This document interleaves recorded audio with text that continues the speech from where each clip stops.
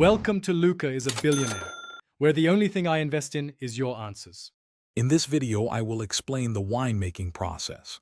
First, grapes are harvested at their peak ripeness, a crucial step for flavor. Then they are destemmed and gently crushed to release their juice, creating what's called must. Sometimes, a small amount of sulfur dioxide is added at this stage to protect the must from unwanted bacteria and oxidation, ensuring a clean start to the fermentation. Next, fermentation begins. Yeast, either naturally present or added, consumes the sugars in the grape must, converting them into alcohol and carbon dioxide. For red wines, the grape skins remain in contact with the juice during fermentation, imparting color and tannins. White wines, however, are usually fermented after the skins have been pressed away, resulting in a lighter, clearer beverage.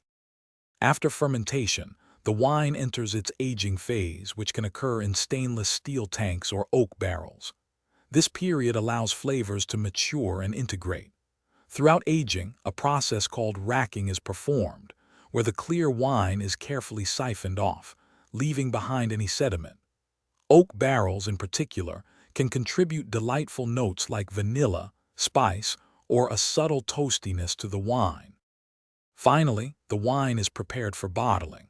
It may undergo a final filtration to ensure clarity before being filled into bottles. These bottles are then sealed with corks or screw caps, ready for storage.